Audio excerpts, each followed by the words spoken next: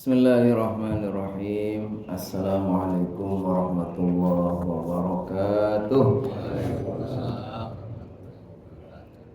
Alhamdulillah wassalatu wassalamu ala Rasulillah Sayyidina Muhammad ibn Abdullah wa ala alihi wa sahbihi wa man tabi'ahu wa wala. Yaqulullahu ta'ala fi kitabihil karim, subhanaka la ilma lana illa ma 'allamtana innaka antal alimul hakim. Rabbi shrah li sadri wa yassir li amri wahlul 'uqdatam min lisani yafqahu qawli. Allahumma inna nas'aluka 'ilman nafi'a wa rizqan thayyiban wa 'amalan mutaqabbala. Allahumma 'allimna ma yanfa'una wanfa'na bima 'allamtana. Amin amin ya rabbal alamin. Hadratal mukarramin wal mukarramat, seluruh jamaah yang dimuliakan Allah, wabil khusus kepada para tokoh kita, Bapak Haji, para sesepuh, pengurus DKM dan semuanya, hamba-hamba yang Allah sayangi, Allah berkahi ya, dengan dimudahkan bersama-sama mengawali hari kita dengan salat subuh berjamaah. Mudah-mudahan Allah SWT senantiasa berkenan menerima setiap ketaatan kita.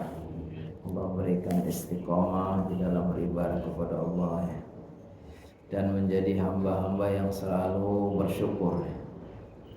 Di antaranya yang harus kita syukuri, alhamdulillah hari ini kita memperingati 17 Agustus yang ke-80. Sudah 80 tahun Allah berikan kita merdeka dengan segala dinamikanya, masalahnya ya. Tapi intinya sudah merdeka karena ada saudara kita yang sampai sekarang ya, kita sudah memproklamirkan diri 80 tahun yang lalu. Nah, mereka sampai sekarang masih dijajah, ya kan? Siapa itu saudara-saudara kita yang ada di Palestina? Kita selalu doakan pada mereka. Ada dua orang ya, yang dulu mewakili mereka ya, mengakui kemerdekaan Indonesia. Yang pertama adalah Syekh Sayyid Muhammad Amin ya. Kemudian ada Syekh Thahir. Jadi Syekh Muhammad Amin Al-Husaini dan Syekh Muhammad Thahir ini yang mewakili mereka, orang-orang Palestina, mengakui kemerdekaan Indonesia. Jadi mereka sudah mengakui kemerdekaan kita sejak 80 tahun lalu ya. Mereka sampai sekarang bisa dibilang masih belum merdeka ya. Malah penderitaannya semakin berat ya. Makanya kita bagaimanapun harus selalu bersyukur kehadirat Allah Subhanahu wa taala. Walaupun namanya manusia ini Allah ciptakan gimana? Laqad khalaqnal insana fi kabad. Manusia itu diciptakan memang dengan penuh susah payah. Jadi hidup ini memang bukan untuk enak-enak. Hidup ini untuk apa? Berjuang, ya kan? Karena Allah jadikan hidup ini sebagai ujian. Allazi khalaqal mauta wal hayata liyabluwakum ayyukum ahsanu amala. Belum lagi kalau manusia itu memang diciptakan dengan penuh keluh kesah. Biasanya kalau hal-hal yang enak manusia mah nggak terlalu terasa gitu, biasa aja kan. Udah sekian tahun sehat, nyaman, ya biasa-biasa saja. Giliran nanti diuji dengan sakit, kesusahan langsung ya. Innal insana khuliqa halu'a. Manusia itu Allah ciptakan dengan penuh kesal. Makanya kita harus selalu melihat sisi baik juga. Dengan segala kekurangannya, orang bilang ini kita sudah merdeka belum ya? Ada yang mempertanyakan begitu ya. Ini mungkin ungkapan dari ya orang itu memang selalu ya dengan segala keadaannya ya selalu berusaha untuk ingin yang lebih baik ya. Tapi sebetulnya kalau kita bandingkan dengan yang lebih susah apalagi dengan saudara-saudara kita yang belum merdeka, kita harus selalu bersyukur. Kita sedang mengkaji masih tentang baiat. Nah, baiat Aqabah al-ula kita sudah singgung, yaitu bagaimana terjadi sumpah setia dari sebagian sahabat ya, yang sudah masuk Islam. Nah, ini di bai'ah disebut dengan bai'ah al-Aqabah al-ula. Berkisah atau berawal dari Nabi Muhammad SAW yang setiap tahun berusaha untuk menyampaikan, menawarkan dakwah Islam kepada orang-orang dari berbagai macam suku di Arab sana yang datang untuk berhaji. Jadi musim haji ya, itu mereka berdatangan dari berbagai daerah, termasuk yang dari Yathrib ya, yang sekarang namanya kota Madinah. Mereka datang untuk melakukan haji. Jadi tradisi haji itu ternyata sudah sejak zaman dahulu kala ya. Nabi Muhammad SAW belum lahir, belum diutus pun mungkin sudah tradisi dari warisan nenek moyangnya dari Nabi Ibrahim itu, mereka sudah biasa melakukan haji. Tapi hajinya tentu sudah menyimpang ya, karena di sekitar Ka'bah saja sudah ada 360 berhala ya kan. Di situ mereka melakukan berbagai macam ritual ya, yang mungkin jejak-jejak dulu nenek moyang mereka melakukan haji. Ada 6 orang dari kalangan suku Khazraj. Suku Khazraj ini adalah salah satu suku di Madinah atau di Yathrib, yang Allah Subhanahu wa taala berikan kepada mereka kebaikan, Allah berikan hidayah. Karena Nabi Muhammad SAW itu sudah sekian lama menawarkan dakwah dengan berbagai macam cara kepada suku-suku yang hadir untuk haji, itu nggak ada yang mau. Kalau ada yang mau tertarik 1-2 orang itu langsung dipatahkan, langsung dihalangi sama saudara-saudaranya, langsung dimusuhi. Qadarullah ini ada rohtun, ada sekelompok orang terdiri dari 6 orang ketemu dengan Nabi Muhammad SAW di satu tempat namanya Aqabah. Lalu Nabi Muhammad SAW menyapa mereka, "Man antum? Kalian itu siapa?" Lalu 6 orang ini menjawab, "Kami adalah orang-orang yang dari suku Khazraj dari Yathrib." "Apakah antum semua orang-orang yang kerjasama dengan orang Yahudi?" Kata Nabi Muhammad bertanya lagi. Lalu mereka mengatakan, "Iya, kami bekerja sama dengan orang-orang Yahudi. Karena musuh-musuh kami itu orang-orang Aus, mereka itu menjalin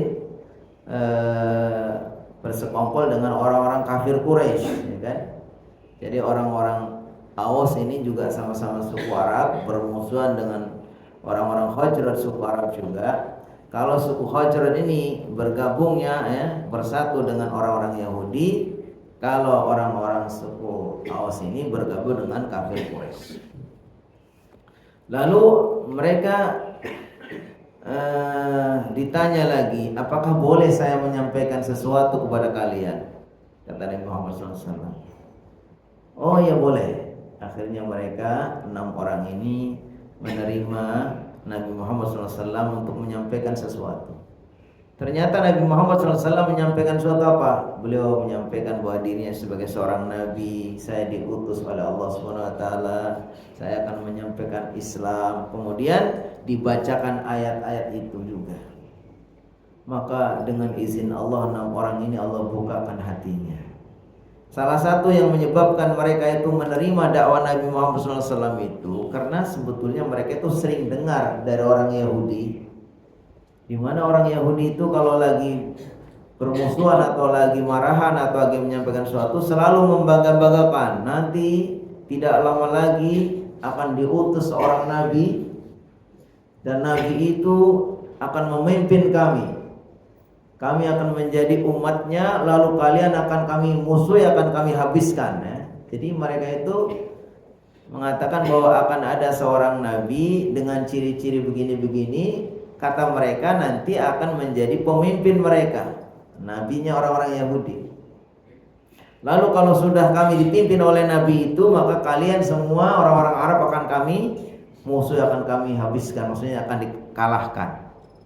Nah, ketika orang Nam ini mendengar bahwa Nabi Muhammad SAW ini sudah diutus dan seterusnya, maka mereka berpikir, kalau gitu sebelum nanti Nabi ini diakui ya, didahului, diimani oleh orang-orang Yahudi, lebih bagus kami dulu. Akhirnya 6 orang ini pun menerima dakwah Nabi Muhammad SAW. Lalu mereka setelah selesai itu mereka pulang ke negerinya atau ke kampungnya, ke Yasrib, ke Madinah. Lalu di sana beliau sudah menyampaikan dakwah itu, menyebarkan informasi tentang bahwa Nabi Muhammad ini dengan ciri-ciri gini sudah diutus. Beliau ada di Mekah, ya kan? Akhirnya pada tahun berikutnya, tahun musim haji berikutnya atau tahun ke-12 tahun ke-12 kenabian, mereka kemudian datang lagi sudah menambah anggotanya. Kalau dulunya 6 orang, kemudian menjadi 12 orang. 12 orang ini kemudian mereka melakukan baiat. Ini disebut dengan baiat Aqabah al-Ula. Jadi tahun ke-12 ada 12 orang datang dari Yasrib ya. Mereka semua akan melakukan baiat kepada Nabi. Maksudnya sudah beriman kepada Nabi dan siap untuk membela. Apa isi baiatnya disebutkan di situ? Pertama, tidak akan menyekutukan Allah Subhanahu wa taala. Betul-betul beriman kepada Allah. Mereka beriman dan hanya beribadah kepada Allah, ya kan? Enggak seperti sebelumnya masih beribadah kepada kayu, batu, patung, ya kan? Yang kedua, tidak mencuri. Tidak ada lagi mereka yang mencuri ya, mereka sudah berbaiat. Tidak ada yang berzina, tidak ada yang membunuh anak, ya kan? Tidak ada yang membuat kebohongan, ya? Tidak ada yang berkhianat. Maksudnya ini 6 janji ini diucapkan di hadapan Nabi Muhammad SAW sebagai komitmen mereka, baiat mereka, ya kan? Lalu Nabi Muhammad SAW di samping nanti 12 orang ini yang sudah berbaiat kembali lagi ke Yasrib, Nabi Muhammad SAW juga diminta untuk mengutus 1 orang untuk mengajari mereka membaca Al-Quran, untuk berdakwah dengan di kalangan mereka. Lalu 12 orang ini yang sudah baiat itu kemudian balik ke Yasrib atau ke Madinah. Lalu ditambah lagi satu utusan, yaitu namanya Mus'ab bin Umair. Mus'ab bin Umair ini adalah utusan Nabi Muhammad SAW yang kemudian mendampingi 12 orang. Apa tugasnya Mus'ab? Ya, sama-sama dengan mereka menyampaikan dakwah. Tapi kan Mus'ab sudah dari sahabat Nabi, sudah lama, jadi udah pinter baca Quran, udah macam-macam. Sehingga dia jadi seorang dai di sana. Dalam waktu kurang lebih 1 tahun itu, masya Allah, tidak ada satu rumah pun di Madinah, di sana di Yasrib, kecuali sudah dengar informasi tentang Nabi Muhammad sudah diutus. Jadi mereka itu begitu gigihnya menyampaikan kepada masyarakatnya bahwa sudah datang seorang Nabi dengan ciri-ciri begini, sehingga mereka itu semua sudah tahu kalau Nabi Muhammad SAW sudah diutus. Nabi Muhammad tapi masih di Mekah, ya kan? Sampai akhirnya tahun berikutnya itu datang lagi untuk berbaiat, jumlahnya berapa? 75 orang. Tahun berikutnya berarti tahun ke-13 kenabian. Jadi tahun 12 kenabian itu 12 orang yang berbaiat. Tahun ke-13 itu sudah datang lagi kurang lebih 75 orang. Ini disebut dengan baiat al-Aqabah as-Tsaniyah. Yaitu berbaiat kepada Nabi di sebuah tempat namanya Aqabah yang kedua. Ini lebih banyak lagi pesertanya ya. Kalau tadinya hanya 12, kemudian tahun berikutnya 75. 73 ini dari orang laki-laki, kemudian 2 orang dari seorang atau 2 orang wanita. Sama, mereka juga datang menemui Nabi dengan sembunyi-sembunyi di malam hari lalu melakukan baiat. Apa baiatnya? Baiatnya itu intinya ada empat. Yang pertama sam'an wa ta'atan. Mereka berkomitmen untuk selalu taat dan selalu mendengar apa kata Nabi.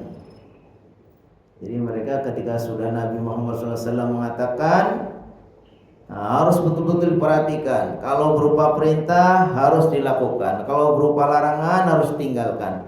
Sam'an wa ta'atan. Innama kana qaulal mu'minin idza du'u ila Allahi wa rasulihi liyahkum bainahum an yaqulu sami'na wa ata'na wa ulaika humul muflihun. Semuanya orang-orang beriman ketika sudah diseru oleh baginda Nabi Muhammad SAW, diseru oleh Allah dan Rasulnya apa? Nggak ada pilihan. Sami'na wa ata'na. Kami mendengar maka kami mentaatinya. Ini janji atau baiat yang poin 1. Yang kedua apa? Al-infaqu fi sabilillah. Itu yang kedua, mereka berkomitmen untuk memberikan hartanya, infaknya fi sabilillah. Nah, ini menunjukkan bahwa dalam berdakwah itu memang butuh namanya harta, butuh dana ya. Makanya dalam banyak ayat juga Allah SWT memerintahkan apa? Wajahidu bi amwalikum wa anfusikum, dan berjihadlah kalian dengan harta-harta kalian dan diri-diri kalian. Ini artinya apa? Menunjukkan bahwa Nabi Muhammad SAW itu menjadikan ini sebagai poin baiat mereka, menunjukkan berinfak fisabilillah itu penting, menjadi salah satu elemen yang menopang kesuksesan dakwah, yaitu infak fisabilillah. Jadi yang pertama tadi taat kepada Rasulullah, kepada Allah dan Rasulnya, infak fisabilillah. Yang ketiga apa? Amar ma'ruf nahil munkar. Mereka harus sudah siap bukan hanya untuk menjadi orang yang baik untuk dirinya sendiri, ya kan?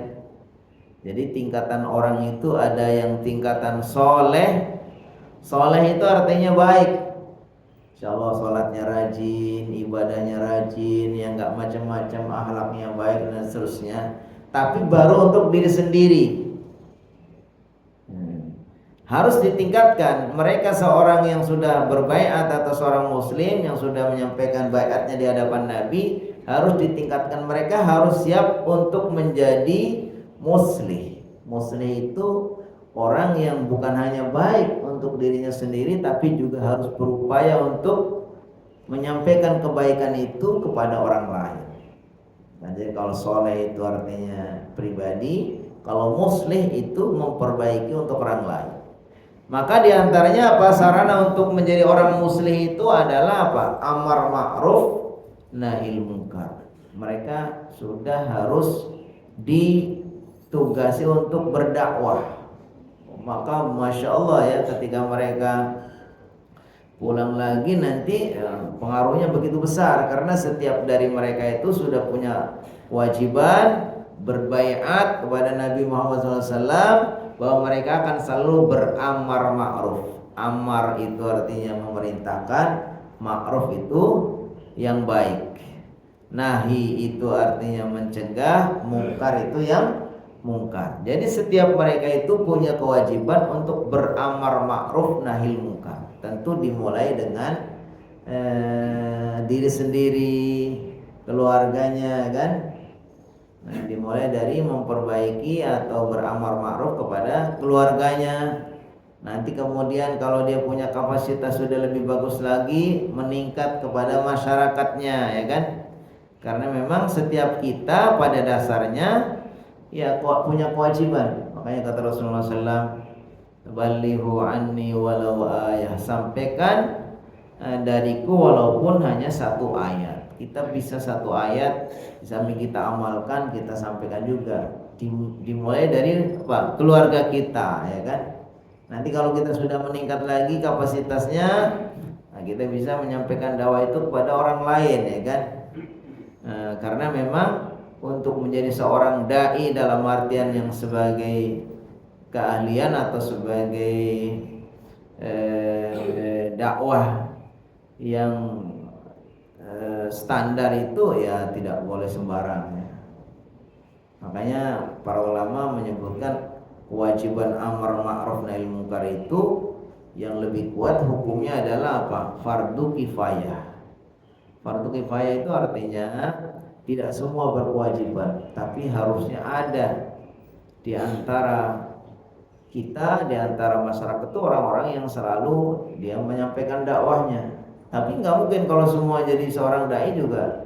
Makanya ayatnya kan punya wal takum minkum ummatun yad'una ilal khair wa ya'muruna bil ma'rufi wa yanhauna 'anil munkar. Kata Allah SWT, wal takun, dan hendaknya ada minkum, di antara kalian, ummatun, yaitu sekelompok orang, yad'una, ya'muruna bil ma'ruf, wal takum minkum ummatun yad'una ilal khair, yang mengajak kepada kebaikan, wa ya'muruna bil ma'ruf, mengajak kepada yang ma'ruf, wa yanhauna 'anil munkar, dan mencegah dari yang munkar. Intinya mereka itu sudah berkomitmen berbaiat untuk melakukan amar ma'ruf nahil munkar. Lalu poin yang keempat dari isi baiatnya adalah apa? Kesiapan mereka untuk melindungi Nabi Muhammad SAW. Ini yang penting sekali ya, karena Nabi Muhammad SAW itu ya selama ini begitu berat ya menghadapi berbagai macam ancaman. Sejak beliau Nabi Muhammad SAW berdakwah secara sembunyi-sembunyi atau dakwah Syria, lalu kurang lebih 2 tahun kemudian diperintahkan oleh Allah untuk menyampaikan dakwah jahriyah secara terang-terangan. Begitu dakwah ini disampaikan secara terang-terangan itu, Masya Allah, tantangannya, perlawanannya itu begitu berat. Nabi Muhammad SAW dimusuhi oleh berbagai macam pihak ya, dari orang-orang kafir Quraisy ya, terancam ya, jiwanya ya, diteror secara lahiriah, diteror secara batiniah ya kan, sampai kemudian sahabat-sahabatnya pun banyak yang diizinkan oleh Nabi untuk berhijrah ya kan. Kita kenal ada hijrah ke Habasah, kemudian 2 kali ya. Ini dalam rangka apa? Dalam rangka untuk menyelamatkan para sahabat dari ancaman orang-orang Quraisy yang begitu keras memusuhi Nabi Muhammad dan para pengikutnya. Maka Nabi Muhammad SAW itu diantara yang beliau inginkan atau baiat yang disampaikan kepada Nabi Muhammad di hadapan disampaikan oleh mereka itu di hadapan Nabi Muhammad apa? Kesiapan untuk melindungi. Bagaimana supaya Nabi Muhammad SAW itu betul-betul dilindungi oleh mereka ya, keselamatannya. Maka akhirnya dari sinilah kemudian Nabi Muhammad SAW itu berhijrah. Karena ketika Nabi Muhammad SAW berdakwah di Mekah itu, di samping sudah lama ya, sudah 13 tahun ya kan berdakwah, tapi masyarakatnya hanya sedikit ya yang mau menerimanya ya. Itu pun kebanyakan dari tokoh-tokoh yang besar-besar itu nggak mau ya. Yang mengikuti Nabi itu dari kalangan masyarakat kecil, hamba sahaya, kecuali mungkin hanya Abu Bakar, kemudian nanti belakangan Umar, itu tokoh-tokoh besarnya itu kan. Tapi di awal-awal itu memang yang mengikuti dakwah Nabi itu kebanyakan apa? Masyarakat kecil. Sedangkan tokoh-tokohnya itu justru semakin melawan ya kan. Karena mereka merasa terancam. Justru ketika mereka itu mau mengikuti Nabi ya mereka kehilangan pamor, kehilangan ketokohannya ya. Wah ini ternyata ini orang yang selama ini menjadi tokohnya itu kemudian menjadi pengikut Nabi. Mereka merasa jatuh ya martabatnya. Maka kebanyakan mereka dengan faktor ini kemudian menolak dakwah Nabi Muhammad SAW. Jadi intinya Nabi Muhammad SAW harus dilindungi ya, sehingga akhirnya ditawarkan atau diajaklah oleh mereka bagaimana kalau Nabi Muhammad SAW itu berhijrah saja. Jadi menurut para ahli baiat Aqabah kedua inilah faktor yang sangat penting menyebabkan Nabi Muhammad berhijrah. Karena logikanya ya kalau daripada sudah bertahun-tahun nih di Mekah dakwahnya nggak berkembang, bahkan semakin kesini permusuhan semakin keras ya, jiwa Nabi Muhammad dan para sahabatnya terancam. Kenapa tidak pindah saja kan? Akhirnya dengan komitmen mereka yang sudah janji berbaiat akan melindungi Nabi Muhammad SAW, akhirnya Nabi Muhammad pun SAW mengizinkan secara pelan-pelan sahabatnya untuk berhijrah. Jadi pada tahun 2000 pada tahun berapa itu? 522 ya. Itu atau tepatnya pada tahun ke-13 kenabian, itu di samping terjadi baiat Aqabah yang kedua, juga tidak lama kemudian akan terjadi hijrah atau disebut dengan hijrah al-kubra, al-hijratul kubra, itu hijrah besar. Kalau sebenarnya pernah hijrah juga ke Habasyah, kemudian sekarang ada hijrah lagi namanya hijrah ke Yasrib. Kenapa mereka kemudian berani atau akhirnya hijrahnya ke Yasrib? Karena sudah ada garansi tadi. Sudah sekian banyak orang yang mengikuti Nabi Muhammad SAW. Ada 75 orang yang berbaiat, lalu 12 orang dari 75 orang ini dipimpin oleh dipilih oleh Nabi Muhammad SAW dari sekian banyak orang itu untuk menjadi penanggung jawabnya. Kalau bahasa sekarang itu menjadi pemimpin-pemimpinnya. Jadi dari 75 orang, 73 ada orang laki-laki, nanti dari sekian banyak orang itu dipilih 12 orang oleh Nabi Muhammad SAW, 9 orang dari suku Khazraj, 3 orang dari suku Aus, ini untuk menjadi naqib. Naqib itu menjadi penanggung jawab, menjadi pemimpin. Untuk apa? Untuk melindungi Nabi Muhammad, untuk melanjutkan dakwah seperti yang komitmen mereka di dalam baiatnya. Satu, untuk selalu taat kepada Allah dan Rasulnya. Kedua, selalu berinfak fisabilillah, baik dalam keadaan susah maupun dalam keadaan senang. Yang ketiga,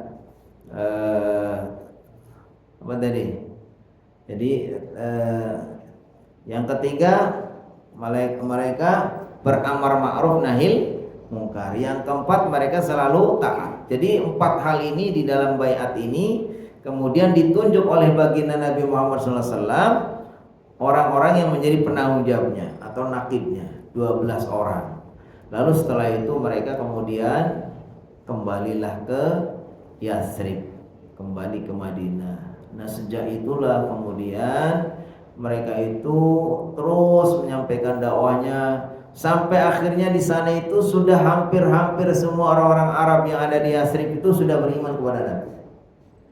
Maka ketika mereka itu sudah siap untuk melindungi, maka pelan-pelan satu persatu kemudian para sahabat Nabi diizinkan untuk berhijrah, ya kan? Jadi hijrah Nabi Muhammad SAW strateginya bukan Nabi Muhammad duluan, bukan, tapi siapa? Para sahabat dulu. Ada yang hijrahnya ya di malam hari sembunyi-sembunyi berangkat mereka, kan? Memang sudah diizinkan oleh Nabi karena saudara-saudara mereka sudah nunggu, ya kan? Akhirnya sampai sekian banyak orang itu sudah berhijrah, sampai akhirnya nanti saatnya Nabi Muhammad SAW berhijrah. Nah, ini menunjukkan bahwa salah satu yang menyebabkan terjadinya hijrah diantaranya ya memang itu adalah izin Allah, perintah Allah, tapi adalah diantaranya apa? Karena ada baiat Aqabah yang kedua, di mana dengan baiat ini Nabi Muhammad dan para sahabat itu merasa sudah ada jaminan, ya kan? Ya tentu saja ini secara syariah lahiriahnya kan. Walaupun Nabi Muhammad tentu saja ya hakikatnya semua itu yang melindungi Allah SWT.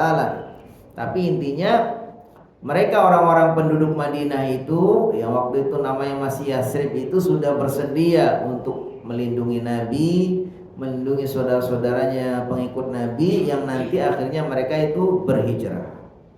Maka akhirnya nanti terjadilah hijrah, baik mulai dari para sahabat dahulu sampai akhirnya hijrah terakhirnya atau Nabi Muhammad SAW didampingi oleh Abu Bakar melakukan hijrah. Ini beberapa hal ya pelajaran yang mungkin bisa kita ambil dari Sirah Nabawiyah tentang baiat Aqabah As-Saniyah. Nah, saya bacakan mungkin 3 poin saja. Bai'atul Aqabah As-Saniyah min ahammil ahdas fil Islam, faminha futihat tariqu amama sahabah lil hijrah ilal Madinah summa hijratul Rasul. Disebutkan di sini di antara hal yang sangat penting, pelajaran yang bisa kita ambil dari peristiwa Bai'at al-Aqabah As-Saniyah, bahwa dengan baiat ini terbukalah jalan di hadapan para sahabat untuk berhijrah.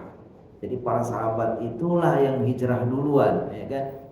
Ada yang hijrahnya dengan cara sembunyi-sembunyi, dengan membawa perlengkapan yang bisa dibawa gitu kan. Karena perjalanan zaman dulu coba kita bayangin ya, Mekah Madinah itu 460-an kilo, hampir 500 kilo. Di zaman dulu ya, belum ada jalan, kendaraan nggak ada gitu. Bagaimana perjalanan seperti itu, begitu beratnya. Maka para sahabat-sahabat ini mereka kemudian mendahului berhijrah sampai akhirnya terakhir adalah hijrahnya Nabi Muhammad SAW. Setelah para sahabat sudah hijrah, kemudian Muhammad SAW menyusul kepada mereka. Nah, ketika mereka sudah sampai ya, terus kemudian bersatu juga dengan masyarakat sana, kemudian mereka menunggu datangnya Nabi Muhammad SAW. Akhirnya Nabi Muhammad SAW datang ya.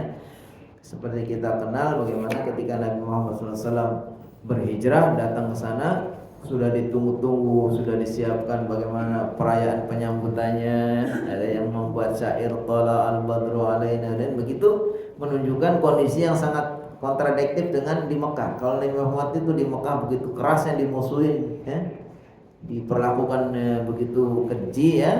Tapi kalau di Madinah justru Nabi Muhammad SAW dan para sahabat itu sudah disambut.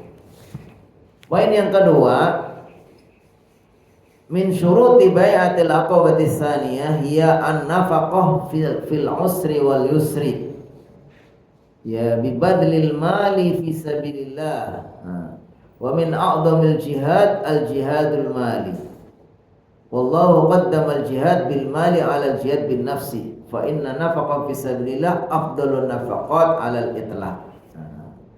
Jadi sebutkan kenapa Nabi Muhammad SAW di dalam baiat kedua itu mencantumkan poin wajibnya mereka itu berbaiat untuk memberikan nafkah atau memberikan infak fil usri wal yusri, baik dalam keadaan susah maupun dalam keadaan senang. Bibadlil mali, dengan menyerahkan atau memberikan hartanya fisabilillah. Jadi poin yang kedua tadi memberikan infaknya fisabilillah. Disebutkan al-jihadul mali afdalul jihad, bahwa berjihad dengan harta itu termasuk jihad yang paling utama.